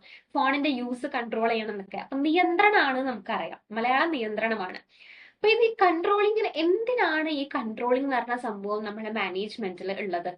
What is the purpose of controlling in management? ബിസിനസ്സിൽ കൺട്രോളിങ്ങിന്റെ ആവശ്യമുണ്ടോ? അങ്ങനെ നിയന്ത്രണത്തിന്റെ ആവശ്യമുണ്ടോ? ഇതൊക്കെയാണ് നമ്മൾ ഇതിൽ നോക്കുന്നത്. അപ്പൊ ഈ ഒരു ഭാഗം പറയുമ്പോൾ തന്നെ നിങ്ങൾക്ക് മനസ്സിലാവും എത്രത്തോളം ഇമ്പോർട്ടന്റ് ആണ് കൺട്രോളിംഗ്. അപ്പൊ ഈ പപ്പറ്റ് ഷോ കണ്ടിട്ടുണ്ടാവും, പാവക്കൂത്ത്. ഈ പാവയുടെ നമ്മൾ ബാക്കിൽ നിന്ന് ഒരാൾ നൂല് വെച്ചിട്ട് എന്തേ ഉണ്ടാവും? എപ്പോഴും കൺട്രോൾ ചെയ്യുണ്ടാവും. നമ്മളത് കാണില്ല, നമ്മൾ കാണുന്നത് ആ പാവ ഡാൻസ് കളിക്കുന്നത് മാത്രമായിരിക്കും. പക്ഷെ പിന്നിൽ നിന്ന് ഒരാൾ നൂലുകൊണ്ട് എന്ത് ചെയ്യുന്നുണ്ട്? കൺട്രോൾ ചെയ്യുന്നുണ്ട് അല്ലെ? നമ്മൾ വണ്ടി ഓടിക്കാൻ പോവുകയാണെങ്കിലും ഈ സ്റ്റിയറിംഗ് ആണ് നമ്മൾ ആ കൺട്രോൾ ചെയ്യുന്ന സംഭവം. അപ്പൊ ഈ ഒരു കൺട്രോളിങ്ങിന് ശരിക്കും ഭയങ്കര ഇമ്പോർട്ടൻസ് ഉണ്ട്. കൺട്രോളിംഗ് എന്ന് പറഞ്ഞിട്ടുണ്ടെങ്കിൽ it is the process where the work is carried out according to the schedule and taking necessary actions if required. നമ്മളിപ്പോ കുറെ കാര്യങ്ങൾ ചെയ്തു, പ്ലാൻ ചെയ്തു, ഓർഗനൈസ് ചെയ്തു, ആൾക്കാരെ സ്റ്റാഫിംഗ് ഒക്കെ ചെയ്തു, ഡയറക്ഷൻ ഒക്കെ കൊടുത്തു, ആൾക്കാർ ജോലി എടുക്കേണ്ടത് നമ്മൾ ഉറപ്പുവരുത്തി. പക്ഷേ അവിടെ തീർന്നു നമ്മളുടെ പണി? ഇവർ കറക്റ്റ് ആയിട്ട് ജോലി ചെയ്യുന്നുണ്ടോ? നമ്മൾ ഉദ്ദേശിച്ച ഒബ്ജക്റ്റീവ് ആണോ നമുക്ക് കിട്ടുന്നത് ഇവരിൽ നിന്ന് എന്ന് നോക്കണ്ടേ? അതായത് നമ്മൾ കൊടുത്ത കാര്യങ്ങളുടെ ആക്ഷൻ തന്നെയാണോ നമുക്ക് കിട്ടുന്നത് എന്ന് നോക്കണം. ഇതിനു വേണ്ടിയിട്ടാണ് കൺട്രോളിംഗ് ഉള്ളത്. ഓക്കെ, സോ ഫിലിപ്പ് കോട്ട്ലറുടെ ഒരു ഡെഫിനേഷൻ ഉണ്ട്: control is the process of taking actions to bring real and desired results closer together. നമുക്ക് വളരെ കറക്റ്റ് ആയിട്ട് റിസൾട്ട് കിട്ടണമെങ്കിൽ എന്താണ് ഇതിന്റെ റിസൾട്ട്? ഇപ്പൊ ഞാൻ ഒത്തിരി പ്ലാൻ ചെയ്തിട്ട് ഓർഗനൈസ് ചെയ്തൊരു കാര്യം കുറച്ച് ആളുകൾ വന്ന് ചെയ്യാണ്. അപ്പൊ ആളുകളെ ഞാൻ നന്നായിട്ട് ഡയറക്റ്റ് ഒക്കെ ചെയ്തു. ഇനി അവരത് ചെയ്യുന്നുണ്ടോ എന്ന് എനിക്ക് നോക്കണ്ടേ? എന്തെങ്കിലും തെറ്റ് പറ്റി പോയിട്ടുണ്ടോ? ഞാൻ ഉദ്ദേശിച്ച റിസൾട്ട് തന്നെയാണോ എനിക്ക് കിട്ടണത് എന്ന് നോക്കണമെങ്കിൽ അവിടെ എന്ത് വേണം? There is A need for controlling. So controlling ശരിക്കും എന്തൊക്കെയാ ചെയ്യുന്നത് ഞാൻ പറഞ്ഞുതരാം. ആക്ച്വൽ പെർഫോമൻസ്, അതായത് അവർ ശരിക്കും ചെയ്യുന്ന പെർഫോമൻസ് എന്താണെന്ന് നോക്കും. ആ പെർഫോമൻസും ഞാൻ ഉദ്ദേശിച്ച കാര്യം ഈക്വൽ ആണോ എന്ന് നോക്കും. ഇപ്പൊ എനിക്ക് വേണ്ടത് 5% സെയിൽസ് ആയിരിക്കും. ആ പെർഫോമൻസ് ആളുകൾ ചെയ്യുന്നത് ഒരു 4% അവർ എത്തിയിട്ടുള്ളൂ. അപ്പോഴാണ് 1% എന്താണ് കുറവാണ്. അപ്പൊ ആ 1%ത്തിലേക്ക് എത്താൻ എന്തൊക്കെയാണ് ചെയ്യേണ്ടത് എന്നൊക്കെ പറഞ്ഞു തരുന്ന ഒരാളാണ് കൺട്രോളിംഗ് എന്ന് പറയുന്നത്. സോ കൺട്രോളിങ്ങിന് 3 കാര്യങ്ങളാണ് ഇൻവോൾവ് ചെയ്തിരിക്കുന്നത്. എന്തൊക്കെയാണ്? Checking actual performance against planned target, then measuring deviations from standards, taking corrective measures when needed. ഇതെന്താണെന്നുള്ളത് 3 നമ്മൾ വളരെ ഡീറ്റെയിൽ ആയിട്ട് നമ്മൾ നോക്കുന്നുണ്ട് ഈ ചാപ്റ്ററിൽ. എന്താണ് കൺട്രോളിങ്ങിന്റെ കോൺസെപ്റ്റ് നിങ്ങൾക്ക് മനസ്സിലായിട്ടുണ്ടാവുമല്ലോ അല്ലെ. ദെൻ ഇനി ഇതിൽ നമുക്ക് പഠിക്കാനുള്ളത് കൺട്രോളിങ്ങിന്റെ ഫീച്ചേഴ്സ് ആണ്. എന്തൊക്കെയാണ് കൺട്രോളിങ്ങിന്റെ പ്രത്യേകതകൾ? സോ നമ്മൾ പ്ലാനിങ്ങിൽ പഠിച്ച കുറേ ഫീച്ചേഴ്സ് ഇവിടെ വരുന്നുണ്ട്. ഫസ്റ്റ് വൺ എന്ന് പറഞ്ഞാൽ controlling is A continuous function or it is A continuous process. അതായത് ഒരു നെവർ എൻഡിങ് ആയിട്ടുള്ള, ഒരിക്കലും നിന്ന് പോവാത്ത ഒരു സംഭവമാണ് കൺട്രോളിംഗ് എന്ന് പറഞ്ഞാൽ. നമ്മൾ എപ്പോഴെങ്കിലും നമ്മുടെ ഓർഗനൈസേഷനിൽ ആ നിയന്ത്രണം നമ്മൾ നിർത്തിപ്പോയാൽ എന്താ സംഭവിക്കുക? ഒരു ഈ നൂല് പൊട്ടിയ പട്ടം പോലെ പോകും നമ്മളുടെ ഓർഗനൈസേഷൻ. എങ്ങോട്ടാണ് അതിന്റെ പോകുന്ന ദിശ എന്ന് നമുക്ക് ഒരിക്കലും മനസ്സിലാക്കാൻ പറ്റില്ല. ഓക്കെ, സോ കൺട്രോളിംഗ് എന്ന് പറഞ്ഞാൽ ഒരു വൺ ടൈം ആക്ടിവിറ്റി അല്ല. നമ്മൾ ഒരു ത്രൂ ഔട്ട് ഓർഗനൈസേഷന്റെ ഓപ്പറേഷനിൽ നമ്മൾ കൊണ്ടുപോകേണ്ട ഒരു സംഭവമാണ് കൺട്രോളിംഗ്. ഓക്കെ, ഇനി രണ്ടാമത്തെ ഫംഗ്ഷൻ എന്ന് പറഞ്ഞാൽ കൺട്രോളിംഗ് ഒരു പെർവസീവ് ഫംഗ്ഷൻ ആണ്. ഈ പെർവസീവ് എന്ന് പറഞ്ഞിട്ടുള്ള ഒരു വേർഡ് നമ്മൾ പഠിച്ചിട്ടുണ്ട്. ഏത് ചാപ്റ്ററിലായിരുന്നു? മാനേജ്മെന്റിന്റെ ചാപ്റ്ററിൽ പ്ലാനിങ്ങിൽ നമ്മൾ പഠിച്ചിട്ടുണ്ട് അല്ലെ. Planning is pervasive. എന്താണ് പെർവസീവ് എന്ന് ഓർമ്മ ഉണ്ടോ നിങ്ങൾക്ക്? യെസ്, പെർവസീവ് എന്ന് പറഞ്ഞാൽ സർവ്വവ്യാപി എന്നാണ് മലയാളത്തിൽ പറയാം. എന്ന് വെച്ചിട്ടുണ്ടെങ്കിൽ കേവലം ഒരു ഡിപ്പാർട്ട്മെന്റിലോ അല്ലെങ്കിൽ കേവലം ഏതെങ്കിലും ഒരു മാനേജ്മെന്റിന്റെ ലെവലിലോ മാത്രം ഒതുങ്ങിയിരിക്കുന്ന സംഭവമല്ല കൺട്രോളിംഗ്. എല്ലായിടത്തും നമുക്ക് കൺട്രോളിംഗ് കാണാൻ പറ്റും. ഇപ്പം ടോപ്പ് ലെവൽ ആയിക്കോട്ടെ, മിഡിൽ ലെവൽ ആയിക്കോട്ടെ, ലോവർ ലെവൽ ആയിക്കോട്ടെ, എല്ലാ ഡിപ്പാർട്ട്മെന്റും വർക്കേഴ്സിന്റെ ഇടയിലും മാനേജേഴ്സിന്റെ ഇടയിലും സിഇഒസിന്റെ ഇടയിലും ഒക്കെ നമുക്ക് എന്തുണ്ടാവും? കൺട്രോളിംഗ് കാണാൻ പറ്റും. Okay, controlling is required in all organisations and at the same time at all management levels. Management ലെവൽസിലും ഓർഗനൈസേഷനിലും ഒക്കെ എന്തുണ്ട്? കൺട്രോളിംഗ് ഉണ്ട്. കൺട്രോളിംഗ് ഒരു പെർവസീവ് ആയിട്ടുള്ള ഫംഗ്ഷൻ ആണ്.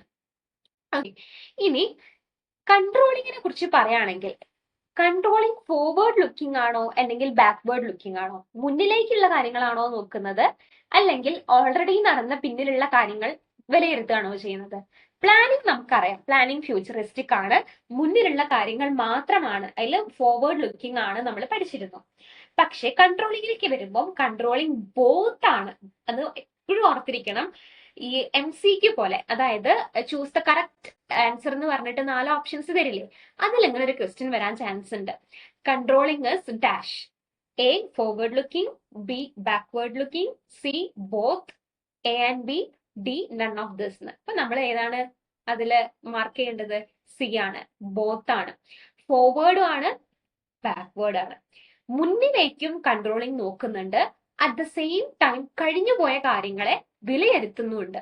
അപ്പൊ നമ്മൾ പറഞ്ഞു ഫസ്റ്റ് ആദ്യം ഒരു വ്യക്തി ചെയ്യുന്ന ആക്ച്വൽ പെർഫോമൻസ് നോക്കുന്നുണ്ട്. ആക്ച്വൽ പെർഫോമൻസ് നോക്കിയിട്ട് നമ്മളിപ്പം വെച്ച സ്റ്റാൻഡേർഡ് ആയിട്ട് ഞാൻ വെച്ച പെർഫോമൻസ് ആയിട്ട് അത് ഒത്തു നോക്കുന്നുണ്ട്.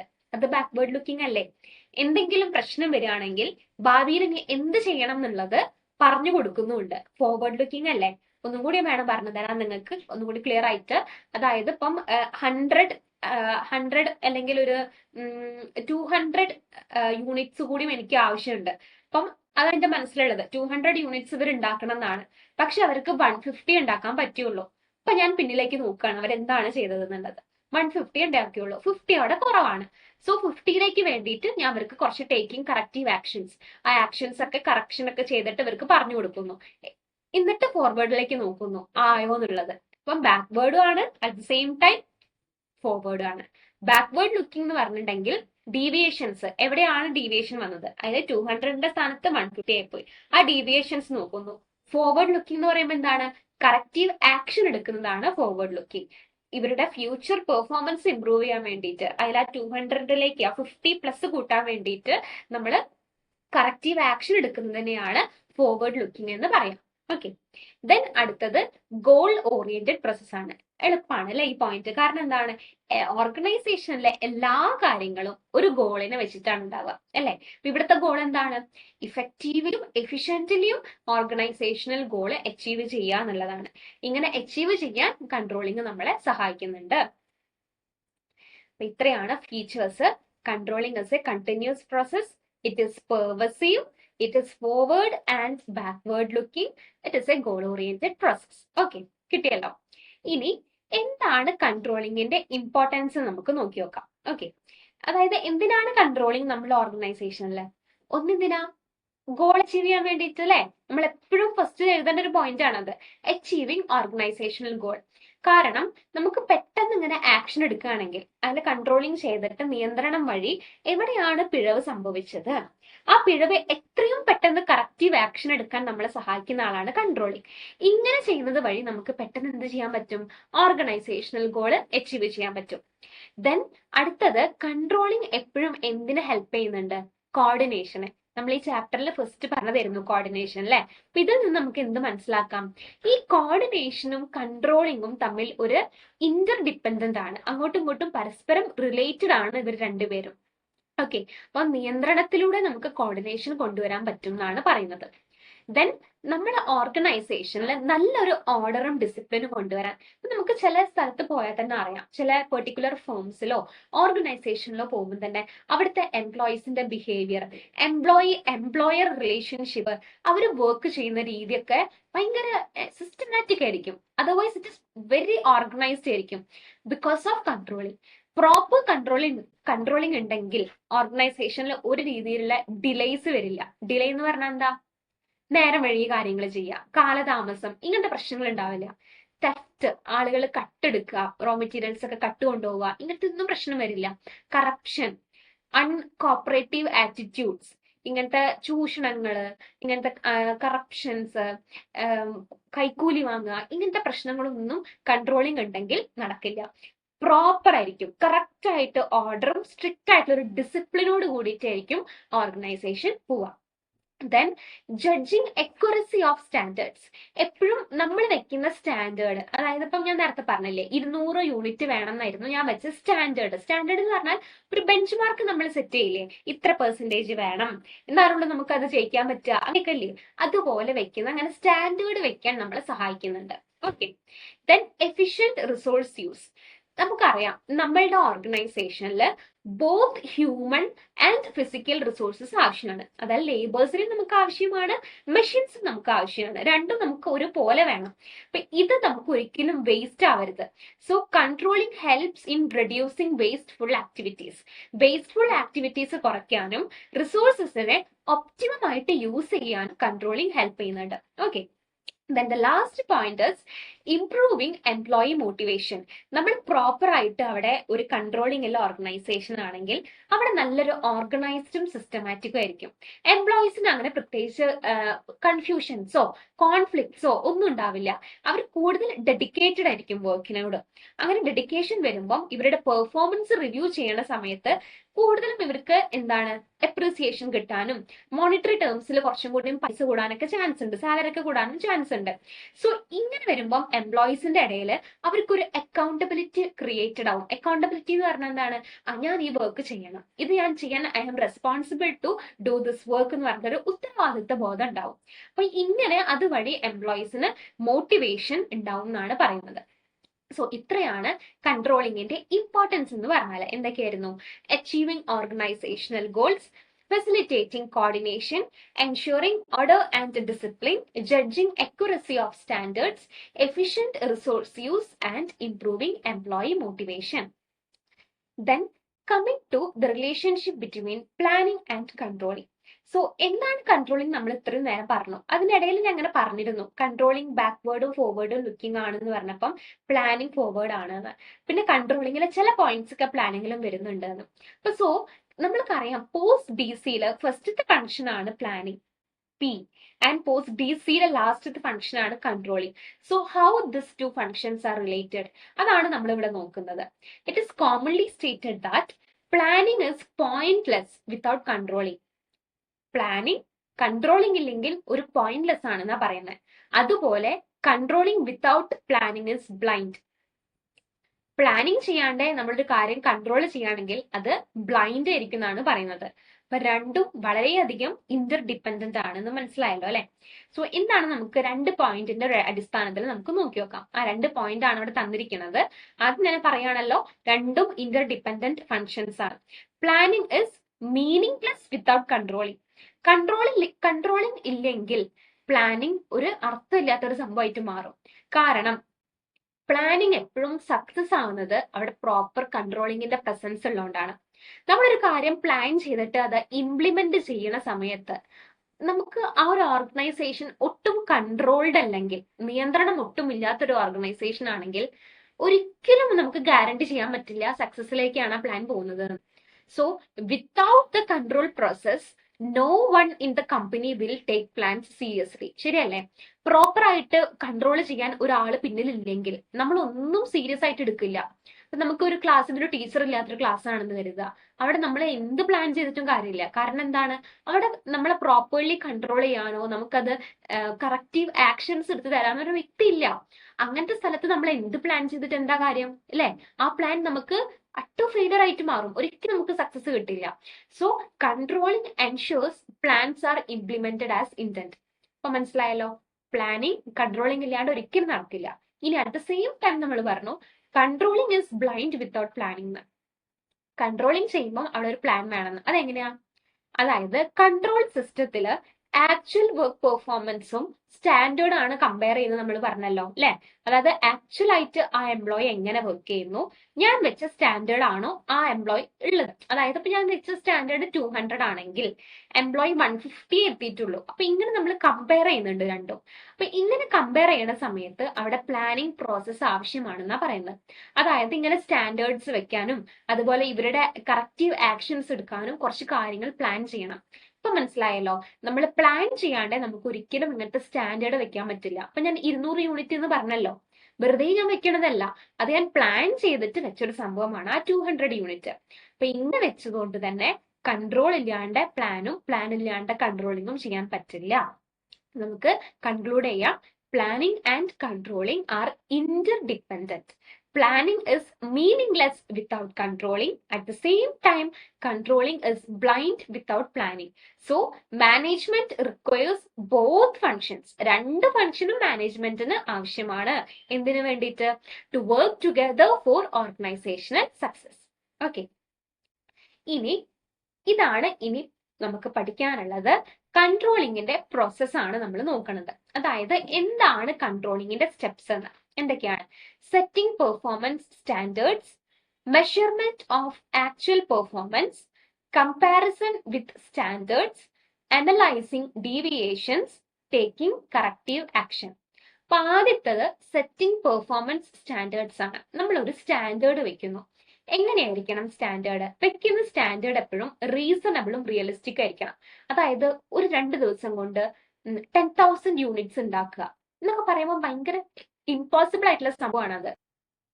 ഓക്കെ, അപ്പൊ സോ ഒരു 2 ഡേയ്സിനുള്ളിൽ ഒരു 10,000 യൂണിറ്റ്സ് ഉണ്ടാക്കുക എന്ന് പറയുമ്പോൾ പെട്ടെന്ന് നമുക്ക് ചെയ്യാൻ പറ്റിയെന്ന് വരില്ല അല്ലെ. അപ്പൊ നമ്മൾ വെക്കുന്നത് കുറച്ച് റിയലിസ്റ്റിക്കും ആളുകൾക്ക് ചെയ്യാൻ പറ്റുന്നതായിട്ടുള്ള ഒരു സ്റ്റാൻഡേർഡ് ആയിരിക്കണം. ഇപ്പോൾ 2 ഡേയ്സിനുള്ളിൽ 1000 യൂണിറ്റ്സ് ഉണ്ടാക്കുക, അല്ലെങ്കിൽ 1 വീക്കിനുള്ളിൽ 5,000 ഉണ്ടാക്കുക, ഇങ്ങനെയൊക്കെ പറയുമ്പോൾ നമുക്ക് പിന്നെയും പറ്റും അല്ലെ. അപ്പൊ റീസണബിളും റിയലിസ്റ്റിക്കും ആയിരിക്കണം സ്റ്റാൻഡേർഡ് എന്ന് പറഞ്ഞാൽ. അതുപോലെ വളരെ സിമ്പിളും ക്ലിയറും ആയിരിക്കണം. എംപ്ലോയീസിന് മനസ്സിലാവണം എന്താണ് ആ കമ്പനി വെച്ച അവരുടെ സ്റ്റാൻഡേർഡ്, അവരുടെ ബെഞ്ച് മാർക്ക് എന്താണെന്ന്. അപ്പൊ സ്റ്റാൻഡേർഡ്സ് ക്വാളിറ്റേറ്റീവും ആവാം ക്വാണ്ടിറ്റേറ്റീവും ആവാം. ക്വാണ്ടിറ്റേറ്റീവ് സ്റ്റാൻഡേർഡ്സ് കുറച്ചും കൂടി ഈസിയർ ആയിരിക്കും കമ്പയർ ചെയ്യാനൊക്കെ. മെഷർ ചെയ്യാനും നമുക്ക് എളുപ്പമായിരിക്കണം സ്റ്റാൻഡേർഡ്സ്. ഓക്കെ, അപ്പൊ കഴിയുന്നതും ക്വാണ്ടിറ്റേറ്റീവ് വെക്കുന്നതാണ് ഒന്നുകൂടി നല്ലത്. അതായത് നമ്പേഴ്സിന്റെ ബേസിസിൽ 200 യൂണിറ്റ്സ് 2000 യൂണിറ്റ്സ് എന്നൊക്കെ. അപ്പൊ ആദ്യം തന്നെ നമ്മൾ ചെയ്യുന്നത് സ്റ്റാൻഡേർഡ് വെക്കുക എന്നുള്ളതാണ്. ഒരു ബെഞ്ച് മാർക്ക് അല്ലെങ്കിൽ യാർഡ് സ്റ്റിക്ക് എന്നൊക്കെ പറയും. ഇത് വെച്ചിട്ടാണ് നമ്മൾ ജഡ്ജ് ചെയ്യാൻ പോണത്. ഇപ്പൊ ഒരു ഉദാഹരണം പറയുകയാണെങ്കിൽ എന്റെ കമ്പനി ഒരു വെച്ച സ്റ്റാൻഡേർഡ് എന്ന് പറഞ്ഞിട്ടുണ്ടെങ്കിൽ 2000 യൂണിറ്റ്സ് പ്രൊഡ്യൂസ് ചെയ്യണം. എംപ്ലോയീസ് 2000 യൂണിറ്റ് എന്ത് ചെയ്യണം? പ്രൊഡ്യൂസ് ചെയ്യണം. അപ്പൊ അത് അത്യാവശ്യം റീസണബിൾ ആണ്, റിയലിസ്റ്റിക് ആണ്, ചെയ്യാൻ പറ്റും എംപ്ലോയീസിന്, സിമ്പിൾ ആണ്, ക്ലിയർ ആണ്, ഇവർക്ക് ചെയ്യാൻ പറ്റുന്ന രീതിയിലുള്ള സംഭവമാണ്. ഇനി ഇത് വെച്ചിട്ടാണ് നമ്മൾ ആളുകളുടെ പെർഫോമൻസ് അളക്കാൻ പോകുന്നത്. അതാണ് അടുത്ത point, measurement of actual performance. അതായത് ശരിക്കും എംപ്ലോയി എത്ര ചെയ്തു. ഞാൻ വെച്ചത് എത്രയായിരുന്നു? 2000 ആണ്. ഈ 2000ലേക്ക് എംപ്ലോയിക്ക് ചെയ്യാൻ പറ്റുന്നുണ്ടോ എന്ന് നോക്കുന്നതാണ് രണ്ടാമത്തെ സ്റ്റെപ്പ്. ഓക്കെ, ചിലപ്പം പറ്റുണ്ടാവില്ല, ചിലപ്പോൾ ഒരു 1200 യൂണിറ്റ് വരെയൊക്കെ ചെയ്യാൻ പറ്റുന്നുണ്ടാവുള്ളൂ. അപ്പൊ 300 യൂണിറ്റിലേക്ക് നമുക്ക് എത്തിക്കണം ഇവരെ, അല്ലെ? അപ്പം ഇതാണ് രണ്ടാമത്തെ സ്റ്റെപ്പിൽ ചെയ്യുന്നത്. ആസസിങ് ആക്ച്വൽ പെർഫോമൻസ്, ശരിക്കുള്ള പെർഫോമൻസ് ആസസ് ചെയ്യുന്നു. അതായത് കൺസിസ്റ്റന്റ്ലി ഡെയിലി ഇവരെ ഭാഗത്തുനിന്ന് എങ്ങനെയാണ് ഇവർ ചെയ്യുന്നത്, പേഴ്സണൽ ഒബ്സർവേഷനിലൂടെയും പെർഫോമൻസ് റിപ്പോർട്ടിലൂടെയും നമ്മൾ നോക്കുന്നു. ഇവർ കറക്റ്റ് ആയിട്ട് ആക്ച്വൽ ആയിട്ട് ഞാൻ വെച്ച സ്റ്റാൻഡേർഡിന്റെ അടുത്തേക്ക് ഇവർ എത്തുന്നുണ്ടോ എന്ന് ഇവരുടെ പേഴ്സണലി ഇവർ ഒബ്സർവ് ചെയ്തിട്ടും ഇവരുടെ പെർഫോമൻസ് റിപ്പോർട്ട് നോക്കിയിട്ടും ഞാൻ ചെയ്യുന്നതാണ് മെഷർമെന്റ് ഓഫ് ആക്ച്വൽ പെർഫോമൻസ് എന്ന് പറയുന്നത്. സോ ഇവിടെ പേഴ്സണൽ ഒബ്സർവേഷൻ നടക്കുന്നുണ്ട്, പെർഫോമൻസ് റിപ്പോർട്ട് നടക്കുന്നുണ്ട്, റെഗുലർ ആയിട്ട് ഇൻസ്പെക്ഷൻ നടക്കും, എസ്പെഷ്യലി ലോവർ ലെവലില്. ഹയർ ലെവലിലേക്ക് പോകുമ്പോൾ പെർഫോമൻസ് റിവ്യൂ നടക്കും. ഓക്കെ, പിന്നെ ഇവിടെ എന്താണ്, should be measured as early as possible. പെട്ടെന്ന് നമ്മൾ മെഷർ ചെയ്യണം ആക്ച്വൽ പെർഫോമൻസ്, കാരണം നമുക്ക് സമയമില്ല. എന്തെങ്കിലും രീതിയിൽ പെർഫോമൻസ് നന്നില്ലെങ്കിൽ അപ്പം തന്നെ കറക്റ്റീവ് ആക്ഷൻ എടുക്കണം, നമുക്ക് പെട്ടെന്ന് സമയം വേണം. So it should be done very early and ideally during performance, not just after completion. നമ്മൾ ആ പെർഫോമൻസ് ചെയ്തുകൊണ്ടിരിക്കുമ്പോൾ തന്നെ നമ്മൾ എന്ത് ചെയ്യണം, അവരെ കറക്റ്റ് ചെയ്യണം. അല്ലാണ്ട് ഒക്കെ ചെയ്ത് കഴിഞ്ഞിട്ട് നിങ്ങൾ ഇത്രേ ചെയ്തുള്ളൂ എന്ന് ചോദിക്കരുത്. നമുക്ക് ഏകദേശം മനസ്സിലാവും ഇവർ ചെയ്യുമ്പം 2000ലേക്ക് ഇവർ എത്തുന്നില്ല, മാക്സിമം ഇവർക്ക് 1800 പറ്റുന്നുള്ളൂ. അപ്പം തന്നെ നമ്മൾ അതിന് വേണ്ടിയിട്ട് അവരെ സ്കഫോൾഡ് ചെയ്യുക, ഗൈഡ് ചെയ്യുക, ഡയറക്റ്റ് ചെയ്തിട്ട് എങ്ങനെയെങ്കിലും അവരെ ആ 200 കൂടി കൂട്ടാൻ സഹായിക്കണം. അപ്പൊ ഏർലി ആയിട്ട് നമ്മൾ മെഷർ ചെയ്യണം. അപ്പൊ ആദ്യം നമ്മൾ എന്തായിരുന്നു ചെയ്തത്, സ്റ്റാൻഡേർഡ് സെറ്റ് ചെയ്തു. സ്റ്റാൻഡേർഡ് സെറ്റ് ചെയ്തതിന് ശേഷം ആക്ച്വൽ പെർഫോമൻസ് മെഷർ ചെയ്തു. ഇനി നമ്മൾ കമ്പയർ ചെയ്യാണ്. കമ്പാരിസൺ എന്ത് തമ്മിലാണ് കമ്പയർ ചെയ്യുന്നത്, ഞാൻ വെച്ച സ്റ്റാൻഡേർഡും എന്റെ എംപ്ലോയീസ് എനിക്ക് തരുന്ന ആക്ച്വൽ പെർഫോമൻസും തമ്മിലുള്ള ഒരു കമ്പാരിസൺ ആണ് നടക്കുന്നത്. ഇവിടെ എന്തെങ്കിലും ഡീവിയേഷൻ ഉണ്ടോ എന്ന് നോക്കുന്നു. അപ്പൊ ഞാൻ വെച്ചത് എത്രയായിരുന്നു, 2000. എന്റെ എംപ്ലോയീസ് പക്ഷെ എനിക്ക് 1800 തന്നിട്ടുള്ളൂ. അപ്പൊ ഇവിടെ ഡീവിയേഷൻ ഉണ്ട് അല്ലെ. അപ്പൊ ഞാൻ കമ്പയർ ചെയ്തപ്പോൾ എനിക്ക് മനസ്സിലായി, ആക്ച്വൽ പെർഫോമൻസും സ്റ്റാൻഡേർഡും കമ്പയർ ചെയ്തപ്പോൾ മനസ്സിലായി there is a slight deviation, ഒരു 200 യൂണിറ്റിന്റെ കുറവ് കാണുന്നുണ്ട്. അപ്പൊ ഇതാണ് മൂന്നാമത്തെ പോയിന്റ് എന്ന് പറഞ്ഞാൽ comparison and analysis of performance. Okay, compare ചെയ്തിട്ട് അനാലിസ് ചെയ്യുന്നു. അനാലിസിസ് എന്ന് പറഞ്ഞിട്ടുണ്ടെങ്കിൽ എന്താണ്, നമ്മൾ മൈനർ ഇഷ്യൂ ആണെങ്കിൽ അത് ഇഗ്നോർ ചെയ്ത് വിടും. കുറച്ചും കൂടി വലിയ ഡീവിയേഷൻ ഒക്കെ ആണെങ്കിൽ നമ്മൾ അതിനെ കുറിച്ച് അതിന്റെ കോസ് എന്താ നോക്കും, എന്തുകൊണ്ടാണ് ഇത്രയും വലിയൊരു ഡീവിയേഷൻ വന്നത്. അപ്പൊ എന്റെ ഈ കേസിൽ കുറച്ച് ചെറിയ ഡീവിയേഷൻ സംഭവിച്ചിട്ടുള്ളൂ, ഒരു 200 യൂണിറ്റ് കുറഞ്ഞിട്ടുള്ളൂ. അപ്പൊ ഫോർ എക്സാമ്പിൾ ഞാൻ 2000 വെച്ചിട്ട് എനിക്ക് ആകെ 500 യൂണിറ്റ് എന്റെ എംപ്ലോയീസ് തന്നിട്ടുള്ളൂ എന്ന് വിചാരിക്കുക. ഇറ്റ്സ് എ ബിഗ് ഡീവിയേഷൻ അല്ലെ. 1500 യൂണിറ്റ് ആണ് അവിടെ ഡീവിയേറ്റഡ് ആയിട്ടുള്ളത്, കുറഞ്ഞു പോയത്.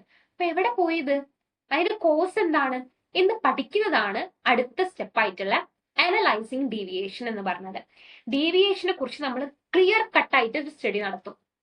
ഓക്കെ, അപ്പൊ ഇവിടെ നോക്കുക, ഈ കമ്പാരിസണിൽ നമ്മൾ ചെയ്യുന്നത് ഡീവിയേഷൻ ചിലപ്പോൾ പോസിറ്റീവ് ഉണ്ടാവും, നെഗറ്റീവ് ഉണ്ടാവും. പോസിറ്റീവ് എന്ന് പറഞ്ഞാൽ എന്താ, ഞാൻ വെച്ച 2000 യൂണിറ്റിലും കൂടുതൽ എനിക്ക് കിട്ടുന്നത് പോസിറ്റീവ്.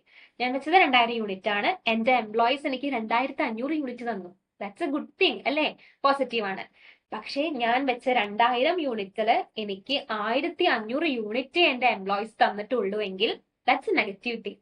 ഫോളായി, സ്റ്റാൻഡേർഡ് ഫോളായി. അപ്പൊ ഇങ്ങനെ നോക്കുക ആദ്യം. ഇങ്ങനെ നോക്കിയതിന് ശേഷം നമ്മൾ അനലൈസ് ചെയ്യുന്നു. അനലൈസിംഗ് എന്ന് പറയുമ്പോൾ ഫൈൻഡിങ് ദ കോസസ്. കോസ് എന്ന് പറഞ്ഞാൽ എന്താ, എന്തുകൊണ്ടാണ് അവിടെ എനിക്ക് ആ നെഗറ്റീവ് വന്നത്, ആ ഫോൾ വന്നത് എന്തുകൊണ്ടാണ്. ക്രൂഷ്യൽ ആയിട്ട് അതിനെക്കുറിച്ച് പഠിക്കുന്നതാണ് അനലൈസിങ് ഡീവിയേഷൻ എന്ന് പറഞ്ഞാൽ. അപ്പൊ മൈനർ ഡീവിയേഷൻ ഒക്കെ ആണെങ്കിൽ, ചെറിയ ഡീവിയേഷൻ, ഇപ്പൊ 2000 വെച്ചിട്ട് 1900 വരെ കിട്ടി, 1900 വരെ കിട്ടി, ഒരു 100 യൂണിറ്റ് കുറവുള്ളൂ എങ്കിൽ അത് നമുക്ക് വിത്തിൻ ആക്സെപ്റ്റബിൾ ലിമിറ്റ് നമുക്ക് ഇഗ്നോർ ചെയ്ത് വിടാം. മേജർ ഡീവിയേഷൻ ആണെങ്കിൽ വി കാണ്ട് ഇഗ്നോർ ഇറ്റ്, നമുക്കത് അങ്ങനെ തള്ളിക്കളയാൻ പറ്റില്ല. ഇമീഡിയറ്റ് ആയിട്ട് നമ്മൾ അപ്പം അറ്റൻഷൻ എടുത്തേ പറ്റുള്ളൂ. എന്തോ ഒരു പ്രശ്നം ഉള്ളതുകൊണ്ടാണ് അങ്ങനെ വന്നത് അല്ലെ. അപ്പൊ ഇത് നമ്മൾ ചെയ്തു. അപ്പൊ നമ്മൾ ആദ്യം സ്റ്റാൻഡേർഡ് വെച്ചു, മെഷർ ചെയ്തു, കമ്പയർ ചെയ്തു, അനലൈസ് ചെയ്തു. ഇനി എന്താ ചെയ്യാം, കോഴ്സും കണ്ടുപിടിച്ചു കേട്ടോ. ഇനി നമ്മൾ ടേക്കിംഗ് കറക്റ്റീവ് ആക്ഷൻ. നമ്മൾ എന്ത് ചെയ്യുന്നു, എന്താണ് റീസൺ നോക്കിയിട്ട് ആ ഡീവിയേഷനെ കറക്റ്റ് ചെയ്യാൻ വേണ്ടിയിട്ട് നമ്മൾ എടുക്കുന്ന ആക്ഷനെയാണ് അവസാനത്തെ പോയിന്റ് ആയിട്ടുള്ള ടേക്കിംഗ് കറക്റ്റീവ് ആക്ഷൻ എന്ന് പറഞ്ഞാൽ. ഓക്കെ, അപ്പൊ ഇതിൽ നമുക്ക് ഇവിടെ നോക്കാനുള്ളത് കറക്റ്റീവ് ആക്ഷൻ എന്ന് പറഞ്ഞെങ്കിൽ ഫൈനൽ സ്റ്റേജ് ആണ്, കൺട്രോളിങ്ങിന്റെ ഫൈനൽ സ്റ്റേജ് ആണ്. നമ്മൾ ഡീവിയേഷൻസ് അഡ്രസ് ചെയ്ത് കഴിഞ്ഞിട്ടുണ്ടെങ്കിൽ, ഇപ്പൊ ഒരു ഉദാഹരണം പറയുകയാണെങ്കിൽ ഒരു പ്രൊജക്ട് നമ്മൾ സ്കെഡ്യൂൾ ചെയ്ത് വെച്ചിട്ടുണ്ട്. അപ്പം ഇൻസഫിഷ്യന്റ് മാൻ പവർ ആയിരിക്കും, ചിലപ്പോൾ ആളുകളുടെ കുറവ് കാരണമായിരിക്കും. അപ്പൊ അവിടെ അപ്പം തന്നെ എന്ത് ചെയ്യുക, അഡീഷണൽ വർക്കേഴ്സിനെ അസൈൻ ചെയ്താൽ മതി. അല്ലെങ്കിൽ ചിലപ്പോൾ ഒരു മെഷീനറിയുടെ ആവശ്യം ഉണ്ടാവും, അപ്പൊ തന്നെ നമ്മൾ മെഷീനറി വാങ്ങി വെക്കുക. അങ്ങനെ എന്താണോ പ്രശ്നം, ആ പ്രശ്നത്തിനെ പരിഹരിക്കുന്ന സ്റ്റേജ് ആണ് ടേക്കിംഗ് കറക്റ്റീവ് ആക്ഷൻ എന്ന് പറഞ്ഞാൽ. അപ്പൊ ആളുകളുടെ കുറവ് കാരണമാണ് നമുക്ക് ആ ഒരു 500 യൂണിറ്റ് കിട്ടാത്തത്. അപ്പൊ ആളുകളെ നമ്മൾ എന്ത് ചെയ്യുക, ഒരു 2-3 ആളുകളെ കൂടി നമ്മൾ റിക്രൂട്ട് ചെയ്യുക. നമുക്കത് ഒന്നും കൂടി സ്പീഡിൽ ചെയ്യാൻ പറ്റും. ആളുകൾ ഉണ്ടായിട്ടും നമുക്കത് ചെയ്യാൻ പറ്റുന്നില്ല, അപ്പൊ നമ്മളൊരു മെഷീനറിന്റെ ഹെൽപ്പ് വാങ്ങാം. ഇങ്ങനെ ഇമീഡിയറ്റ് ആയിട്ട് ആക്ഷൻ എടുക്കുന്നതിനെയാണ്, പ്ലാൻ ചെയ്തിട്ട് നമ്മൾ ആക്ഷൻ എടുക്കുന്നതിനെയാണ് ടേക്കിംഗ് കറക്റ്റീവ് ആക്ഷൻ എന്ന് പറയുന്നത്. സോ ഇത്രയാണ് കൺട്രോളിങ്ങിന്റെ സ്റ്റെപ്സ് എന്ന് പറഞ്ഞാൽ. ഓക്കെ, ഇവിടെ ഒരു കേസ് സ്റ്റഡി പോലെ കൊടുത്തിട്ടുണ്ട്. 5000 യൂണിറ്റ് ആണ് നമുക്ക് പെർ മന്ത് വേണ്ടത്. അതിന്റെ ക്വാളിറ്റി എന്ന് പറഞ്ഞാല് 2% ഡിഫക്റ്റ് എന്ന് പറഞ്ഞിട്ടുണ്ടെങ്കിൽ നമ്മൾ ഉണ്ടാക്കുന്ന പ്രൊഡക്റ്റിന് കേടുപാടുകൾ സംഭവിക്കുമല്ലോ, അതിന്റെ റേറ്റ് എപ്പോഴും 2% താഴെ പോകാവൂ. ഓക്കെ, കിട്ടിയല്ലോ. 5000 യൂണിറ്റ് വേണം. എന്തെങ്കിലും പ്രശ്നങ്ങളൊക്കെ ഉള്ള പ്രൊഡക്റ്റ് ആണെങ്കിൽ കൂടി മൊത്തത്തിൽ നോക്കുമ്പോൾ 2% താഴെ മാത്രമേ നമ്മൾ ഉണ്ടാക്കുന്ന സാധനങ്ങളുടെ ഡിഫക്റ്റ് പോകാവൂ. ഇതാണ് കമ്പനി വെച്ച സ്റ്റാൻഡേർഡ്. ഇനി നമ്മൾ പെർഫോം ചെയ്യുമ്പോൾ 2 ആഴ്ചക്കുള്ളിൽ ഞാൻ പെർഫോം ചെയ്തപ്പോൾ എനിക്ക് കിട്ടിയത്, ഇപ്പൊ നമ്മൾ ഇവിടെ വെച്ചത് പെർ മന്തിലേക്കാണ്. അപ്പൊ 2 ആഴ്ചക്കുള്ളിൽ തന്നെ ഞാൻ നോക്കിയപ്പോൾ എനിക്ക് കിട്ടിയത് പ്രൊഡക്ഷൻ യൂണിറ്റ് ഒരു 1800 വരെയൊക്കെ 2 ആഴ്ചക്കുള്ളിൽ പ്രൊഡ്യൂസ് ചെയ്യുന്നുണ്ട്. പക്ഷേ ഈ 1800 പ്രൊഡ്യൂസ് ചെയ്യുന്ന നല്ല കാര്യം തന്നെയാണ്. ഞാൻ പറഞ്ഞിട്ടുണ്ടായിരുന്നു 2% താഴെ മാത്രമേ ഡിഫക്റ്റീവ് പ്രൊഡക്ട്സ് ഉണ്ടാക്കാൻ പാടുള്ളൂ എന്ന്, മാക്സിമം ക്വാളിറ്റി കൂട്ടണം എന്ന്. പക്ഷെ 4.5 ഡിഫക്റ്റീവ് റേറ്റ് വന്നു, കൂടിയില്ലേ? 2%-നും കൂടി, നമുക്ക് 2-അധികം കൂടുക ചെയ്തത് അല്ലെ. ഭയങ്കര പ്രശ്നമാണത്. കാരണം ഡിഫക്റ്റീവ് സാധനങ്ങൾ കൂടുതൽ ഉണ്ടാവുക എന്ന് പറയുമ്പം നമ്മളെ പ്രൊഡക്റ്റിന്റെ ക്വാളിറ്റി വളരെ കുറവാണെന്നാണ് അതിന്റെ അർത്ഥം. അപ്പം തന്നെ ഞാൻ അവിടെ കമ്പയർ ചെയ്യുമ്പോൾ കുഴപ്പമില്ല, പ്രൊഡക്ഷൻ ഈസ് ഓൺ ട്രാക്ക്, നമുക്ക് ട്രാക്കിൽ തന്നെയാണ്. കാരണം 1800 2 ആഴ്ചക്കുള്ളിൽ ചെയ്യുന്നുണ്ട്. അപ്പൊ 2 ആഴ്ച കൂടി കിട്ടിയിട്ടുണ്ടെങ്കിൽ അവർക്ക് എന്തായാലും ഈ ഒരു 5000-ത്തിനുള്ളിൽ എത്താൻ പറ്റും. പക്ഷേ ദർ ഇസ് എ പ്രോബ്ലം. എന്താണ്? ക്വാളിറ്റി വളരെ കുറവാണ്, ബിലോ സ്റ്റാൻഡേർഡിലാണ് പോകുന്നത്. 2%-ന്റെ താഴെ മാത്രമേ കേടുപാടുകളുള്ള സാധനങ്ങൾ ഉണ്ടാവാൻ പാടുള്ളൂ എന്ന് ഞാൻ പറഞ്ഞിരുന്നിട്ടും 4.5% വന്നു. അപ്പൊ ഇവിടെ നമുക്കൊരു പ്രശ്നം വന്നു. ഈ കോസ് നമ്മൾ കണ്ടുപിടിച്ചു അല്ലെ. ഇത് നമ്മൾ അനലൈസ് ചെയ്തപ്പോൾ നമുക്ക് മനസ്സിലായി, investigation reveals new equipment causing issues. നമ്മളിവിടെ കറക്റ്റീവ് ആക്ഷൻ എടുക്കും. എന്തായിരിക്കും നമ്മളിവിടെ എടുത്ത ആക്ഷൻ? Additional training provided. ഒന്നും കൂടി നമ്മൾ കുറച്ചും കൂടി ട്രെയിനിങ് കൊടുത്തു ആ മെഷീനറി ഓപ്പറേറ്റ് ചെയ്യാൻ വേണ്ടിയിട്ട്. ഇപ്പൊ ഒരു മെഷീനറിയിലൂടെയാണല്ലോ ആ പ്രൊഡക്റ്റ് ഉണ്ടാക്കുന്നത്. ആ മെഷീനറി എങ്ങനെയാണ് ഒട്ടും ഡിഫക്റ്റീവ് കുറഞ്ഞിട്ട് സാധനങ്ങൾ ഉണ്ടാക്കേണ്ടത് എന്നൊരു ട്രെയിനിങ് നമ്മൾ എംപ്ലോയീസിന് കൊടുത്തു. എന്നിട്ട് കുറച്ചും കൂടി മെയിൻ്റനൻസ് ഒക്കെ ചെയ്തിട്ട് അത് അഡ്ജസ്റ്റ് ചെയ്ത് വെച്ചു. എന്നിട്ട് നോക്കിയപ്പോൾ എന്താ സംഭവിച്ചത്? Quality improves to 1.8% by month end ആയതോടുകൂടി 1.8% ക്വാളിറ്റി ഇൻക്രീസ് ചെയ്തു. കണ്ടില്ലേ? ഇങ്ങനെയാണ് നമ്മൾ കൺട്രോളിങ്ങിന്റെ സ്റ്റെപ്പ് നോക്കുക. അപ്പൊ ഇവിടെ കൺട്രോളിങ്ങിൽ ഇപ്പം തന്നെ നിങ്ങൾക്ക് മനസ്സിലായിട്ടുണ്ടാവും, കൺട്രോളിങ്ങിൽ ബാക്ക്വേർഡ് ആയിട്ട് നമ്മൾ കാര്യങ്ങൾ നോക്കുന്നുണ്ട്, അറ്റ് ദ സെയിം ടൈം ഫോർവേഡും നോക്കുന്നുണ്ട്. സോ കൺട്രോളിങ്ങിന്റെ സ്റ്റെപ്സ് ആയിരുന്നു നമ്മൾ ഇതിൽ നോക്കിയിട്ടുണ്ടായിരുന്നത്. എന്തൊക്കെയായിരുന്നു കൺട്രോളിങ്ങിന്റെ സ്റ്റെപ്സിൽ നമ്മൾ പറഞ്ഞത്? Controlling, the first step in controlling is setting performance standards, measurement of actual performance, comparison with standards, analyzing deviations, taking corrective actions. Okay, important ആണ് കേട്ടോ. ഇനി എന്തൊക്കെയാണ് ഒരു key characteristics of coordination and controlling? നമ്മൾ പറഞ്ഞു കോർഡിനേഷനും കൺട്രോളിങ്ങും ഇന്റർഡിപെൻഡന്റ് ആണ് അല്ലെ. പ്ലാനിങ്ങും കൺട്രോളിങ്ങും പോലെ തന്നെ ഇവരും ഇന്റർഡിപെൻഡന്റ് ആണ്. അപ്പൊ കോർഡിനേഷന്റെ കുറച്ച് കാര്യങ്ങൾ എന്ന് പറഞ്ഞാൽ ആളുകൾക്കിടയിൽ സന്തോഷം കൊണ്ടുവരുന്നുണ്ട്, ഹാർമണി കൊണ്ടുവരാൻ കോർഡിനേഷനെ കൊണ്ട് പറ്റുന്നുണ്ട്. ഓർഗനൈസേഷന്റെ സക്സസിന് വേണ്ടി ഏറ്റവും കൂടുതൽ പണിയെടുക്കുന്ന ഒരാളാണ് കോർഡിനേഷൻ. മാനേജ്മെന്റിലെ എല്ലാ ലെവൽസിലും കോർഡിനേഷൻ കാണാൻ പറ്റും. നമുക്ക് മാനേജ്മെന്റിന്റെ എന്തായിട്ട് പറയാം? കോർഡിനേഷനെ എസൻസ് ആയിട്ട് പറയാം അല്ലെ. ഇനി കൺട്രോളിങ്ങിലേക്ക് വരുമ്പം എല്ലാം എൻകംപേഴ്സ് ചെയ്യുന്ന ഒരു സംഭവമാണ് controlling. All encompassing across the organisation. വളരെയധികം ഒരു ഗോളിലേക്ക് നമ്മളെ എത്തിക്കുന്ന ഒരു സംഭവം കൺട്രോളിങ് ആണ്. കണ്ടിന്യൂസ് ആണ്, ഒരു ആക്ടിവിറ്റി മാത്രമായിട്ട് ചെയ്യുന്നതല്ല, കണ്ടിന്യൂസ് ആണ്. ഡയറക്ട്ലി ആരുമായിട്ട് ലിങ്ക്ഡ് ആണ് കൺട്രോളിങ്, പ്ലാനിങ്ങുമായിട്ട് ലിങ്ക്ഡ് ആണ് കൺട്രോളിങ്. ഇനി benefits of effective coordination and controlling. ഒരു ഓർഗനൈസേഷനിൽ നല്ല രീതിയിൽ കോർഡിനേഷനും കൺട്രോളിങ് ഉണ്ടെങ്കിൽ എന്തൊക്കെയാണ് നമുക്ക് കിട്ടുന്ന മെറിറ്റ്സ് എന്ന് നോക്കി നോക്കാം. ആദ്യത്തത് ഓർഗനൈസേഷണൽ അലൈൻമെന്റ്. അലൈൻമെന്റ് എന്ന് പറഞ്ഞാൽ എല്ലാ ഡിപ്പാർട്ട്മെന്റും എല്ലാ ലെവൽസും ഒരൊറ്റ കോമൺ ഗോളിലേക്ക് എത്തും. എന്താണ്? Profit maximisation. ഇവരുടെ ഇടയിൽ ഹാർമണി ഉണ്ടാവും. ഒരു രീതിയിലുള്ള ഡിസ്പ്യൂട്ടോ പ്രശ്നങ്ങളോ പ്രോബ്ലംസോ ഒന്നും ഉണ്ടാവില്ല. ഓക്കെ. പിന്നെ എപ്പോഴും ഇവിടുത്തെ റിസോഴ്സസ് ഇവര് എഫിഷ്യന്റ് ആയിട്ടായിരിക്കും യൂസ് ചെയ്യുക. ഒരു രീതിയിലും ഇവർ വേസ്റ്റ്ഫുൾ ചെയ്യില്ല, വേസ്റ്റ്ഫുൾ ആക്ടിവിറ്റീസേ ചെയ്യില്ല, റെഡ്യൂസ് ചെയ്യും wasteful activities. Human at the same time physical resources optimum ആയിട്ട് യൂസ് ചെയ്യാൻ സഹായിക്കുന്നുണ്ട്. എംപ്ലോയീസിന് എപ്പോഴും മോട്ടിവേറ്റഡ് ആയിരിക്കും, കാരണം എംപ്ലോയീസ് അക്കൗണ്ടബിൾ ആണ്. എപ്പോഴും ജോലി ചെയ്യാൻ അവർക്ക് ഭയങ്കര റെസ്പോൺസിബിൾ ആയിരിക്കും. സോ ഇവര് മോട്ടിവേറ്റഡ് ആവാൻ ചാൻസ് ഉണ്ട്. Then operational issues. എന്തെങ്കിലും പ്രശ്നങ്ങളൊക്കെ വരുമ്പോൾ കൺട്രോളിങ് ഉള്ളത് കൊണ്ട് തന്നെ നമുക്ക് ഡീവിയേഷൻസ് കണ്ടുപിടിക്കാനും പെട്ടെന്ന് തന്നെ കറക്റ്റീവ് ആക്ഷൻ എടുക്കാനും സഹായിക്കുന്നുണ്ട്. സോ ടുഗദർ നമുക്ക് പറയുകയാണെങ്കിൽ കോർഡിനേഷൻ ആൻഡ് കൺട്രോളിങ് എന്ന് പറഞ്ഞാൽ ഒരു ഫ്ലെക്സിബിൾ ആയിട്ടുള്ള ഒരു സംഭവമാണ്. Create a structured yet flexible environment for organisational success. അപ്പൊ നമ്മൾ ഇതൊക്കെയായിരുന്നു കീ ആയിട്ട് പഠിച്ചിട്ടുണ്ടായിരുന്നത്. Coordination synchronizes activities across departments. At the same time കൂടുതൽ ഇമ്പോർട്ടൻറ്റ് കൊടുക്കുന്നത് ഓർഗനൈസേഷന്റെ ഗ്രോത്തിനാണ്. ചാലഞ്ചസ് അഡ്രസ് ചെയ്തിട്ട് ഫംഗ്ഷൻ ഓരോ ഡിപ്പാർട്ട്മെന്റിനെയും നമ്മൾ ഒന്നിച്ച് കൊണ്ടുപോകാൻ കോർഡിനേഷൻ സഹായിക്കുന്നുണ്ട്. എന്ത് നമ്മൾ സ്പെഷ്യലൈസ് ചെയ്യുകയാണെങ്കിലും അവർക്കിടയിൽ ഹാർമണിയും ഒരു ഡിസ്പ്യൂട്ടും ഇല്ലാണ്ട് എന്താണ് ഒരു നൂലിൽ കോർത്ത മുത്തുകൾ പോലെ ആ നൂല് പോലെ കോർഡിനേഷൻ ഒരു കണ്ണി വിടാണ്ട് കൊണ്ടുപോകുന്നുണ്ട്. കൺട്രോളിങ്ങിലേക്ക് വരുമ്പോൾ സിസ്റ്റമാറ്റിക് ആയിട്ടുള്ള 5 സ്റ്റെപ്പ് പ്രോസസ്സ് നമ്മൾ പഠിച്ചു അല്ലെ. പിന്നെ പ്ലാനിങ് ആയിട്ട് വളരെയധികം ഇന്റർ റിലേറ്റഡ് ആണെന്നും പഠിച്ചു. ഡീവിയേഷൻസ് എങ്ങനെ കറക്റ്റ് ചെയ്യണം എന്നുള്ളതും ആ കറക്റ്റ് ചെയ്ത ഡീവിയേഷൻസിൽ എങ്ങനെ കറക്റ്റ് ആക്ഷൻസ് എടുക്കണം എന്നുള്ളതും കൺട്രോളിങ്ങിലൂടെ നമ്മൾ നോക്കി. സോ ഇതൊക്കെയാണ് നമ്മൾ ഇന്ന് ഈ ഒരു ചാപ്റ്ററിൽ പഠിച്ചത്. വളരെ സിമ്പിൾ ആയിട്ട് തന്നെയാണ് പറഞ്ഞതെന്ന് വിശ്വസിക്കുന്നു. കോർഡിനേഷനും കൺട്രോളിംഗ് ആയിരുന്നു. എന്താണ് കോർഡിനേഷൻ എന്നും എന്താണ് കൺട്രോളിംഗ് എന്നും അതിന്റെ ഓരോ ഫീച്ചേഴ്സും എലമെന്റ്സും സ്റ്റെപ്സും നമ്മൾ നോക്കി. സോ ഇത്രയേ ഉള്ളൂ നമ്മുടെ 16th ചാപ്റ്റർ. നമുക്ക് നെക്സ്റ്റ് ചാപ്റ്റർ ആയിട്ട് നെക്സ്റ്റ് ക്ലാസ്സിൽ കാണാം. ഇതായിരിക്കും എല്ലാവർക്കും താങ്ക് യു ആൻഡ് ബൈ.